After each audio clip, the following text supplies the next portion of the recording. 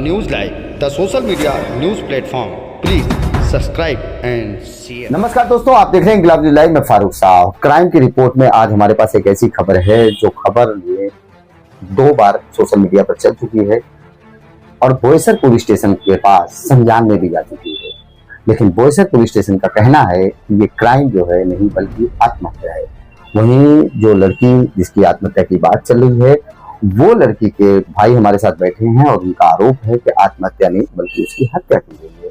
थोड़े सारांश में इनसे जानेंगे कि मामला क्या है। क्या मामला सर यही है कि हमारी बहन 1 साल पहले जैसे शादी किया था 2022 में बोईसर अपना यूपी से जौनपुर से। हम लोग जौनपुर में इनका शादी हुआ था। शादी में तो 1 साल तक बरोबर चला है लोग का। 1 साल के बाद ये लोग क्या काम किया कि उसको प्रताड़ित करने लगे कि हमको टीवी चाहिए, हमको फ्रिज चाहिए। फ्रिज के बाद धीरे धीरे इन लोग का मांग जब पूरे होने मांग नहीं कर पाया मैं उनको, फिर मैं लेके गया बहन को विदाई किया। फरवरी के महीने में उनको एक फ्रिज दिया मैं। फ्रिज करने के बाद फ्रिज देने के बाद फिर उन लोग आया जैसे फिर उन लोग को प्रताड़ित करने लगे कि हमको जैसा उनका पाने को चालू किया वैसा उन लोग का मांग पूरा करते गए। पैसा भी कितना बार दिया था उन लोग के पास में कि भाई जो है ले लो आप। हमारी बहन को ये लोग क्या काम किए कि जल्दी ये लोग विदाई भी जब फोन हमारी बहन हमसे बोलती थी कि भैया आप हमारे घर वाले ऐसा कर रहे हैं वैसे कर रहे हैं। मैं बोला ठीक है, उनके घर वाले को मैं बोलता हूँ। उनके घर वाले को जब ऐसा मैं बोला तो लोग फोन हमारे बहन का छीन लिए। अच्छा। 2 महीने तक हमारी बहन से हमारे बातचीत कुछ हुआ ही नहीं। मोबाइल वो लोग को छीन के रख लिए मोबाइल। अच्छा। मोबाइल छीनने के बाद फिर जब 12 में रक्षाबंधन पे गया तो हमारी बहन फिर बोलने लगी कि हमको ऐसा है लोग सर हम भैया ऐसा हम लोग को बोल रहे हैं। हाँ। बोलने के बाद क्या काम किए फिर उसके बाद मैं रक्षाबंधन पे गया। रक्षाबंधन पे मिला। रक्षाबंधन पे मिलने के बाद मैं जो है अपना देता ही था उसका हमेशा के लिए। हाँ। उसके बाद से फिर मैं गया ही नहीं दोबारा। जब उनके पास 2 महीने से वैसा मोबाइल था ही नहीं तो उसके बाद मैं आ गया रिटर्न। फिर 12 तारीख जब मोबाइल नहीं था तो आपकी बातचीत आपके जीजा के नंबर से तो होती है? जीजा के नंबर से हुआ था। हाँ। वो भी महीने पे 15 दिन पे एक बार फोन किए थे। हाँ। तो फिर 12 दिसंबर को हमारे पास बहन को फोन आया 2 मिनट के लिए। हाँ। 2 मिनट के लिए 12 दिसंबर को फोन आया। जब फोन में बात किया तो एकदम नॉर्मल था। हाँ। एकदम नॉर्मल था। नॉर्मल में होने के बाद जब सुबह फोन वो लोग कर रहे हैं, हमारे घर पे भी फोन नहीं किए। वो लोग हमारे गांव में फोन किए। हमारे घर पे फोन किए। घर पे फोन करने के बाद बोले कि क्रिया खत्म हो गई। तो हमारे बड़े पापा के लड़के फोन किए कि घर से कि आप बिट्टी से बात किए थे। मैं बोला नहीं, अभी बिट्टी से तो बात तो मैं शाम को किया था। बोले आप फिर बात करो। जब बात किया तो उठाने के बाद वो लोग बोल रहे कि प्रिया नहीं है।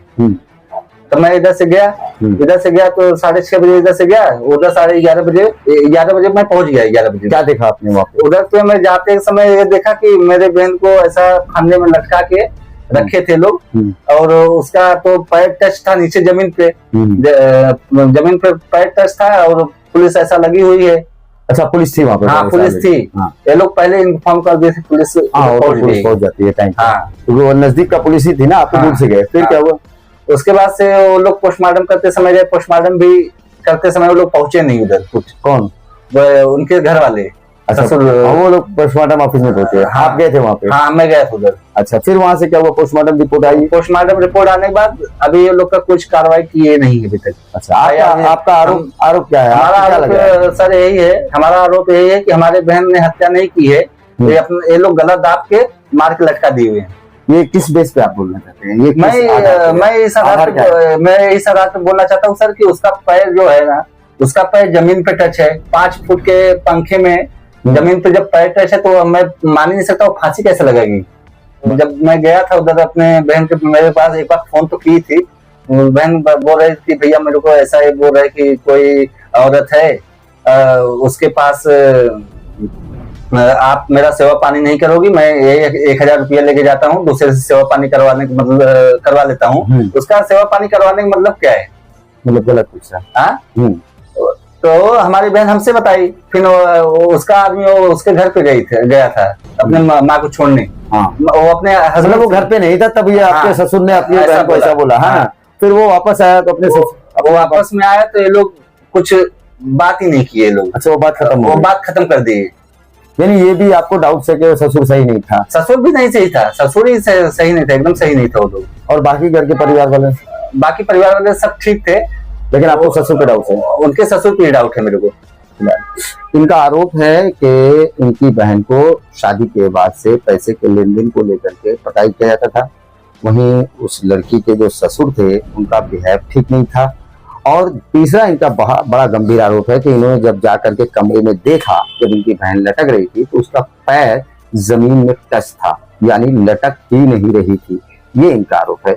वैसे फिलहाल फुटेज हमारे पास जो है उस फुटेज में तो पैर नहीं दिख रहे हैं, लेकिन ये है कि उसने वो फंदे में लटकी हुई है। पुलिस से हमने बात किया तो पुलिस स्टेशन के पीआई ने हमको ये बताया कि मेडिकल रिपोर्ट के हिसाब से उनका कहना है कि हैंगिंग है, मतलब कि उसने आत्महत्या की है। लेकिन अब सवाल ये आता है कि आत्महत्या करने का कुछ रीजन तो होता है, क्योंकि रीजन के बिना कोई आत्महत्या नहीं करेगा।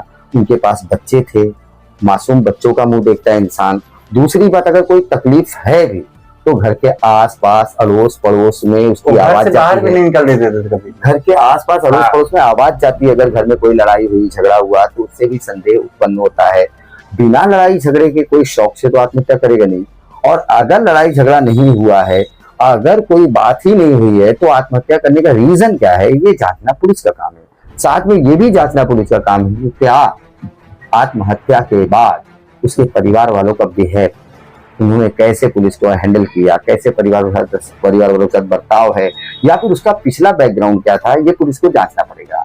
मेडिकल रिपोर्ट के हिसाब से अगर ये साबित हो गया है कि भाई वो आत्महत्या थी, से हत्या का जो ये फरियाद लगा रहे हैं कि इनको शक है, संदेह है कि उनके ससुराल वालों ने उन्हें मारा होगा, तो इस बात पे मैं पुलिस डिपार्टमेंट से और सीनियर डिपार्टमेंट से सभी से अनुरोध करूंगा, कृपया इस विषय को गंभीरता से लें, क्योंकि एक व्यक्ति को न्याय चाहिए, एक पीड़ित को न्याय चाहिए।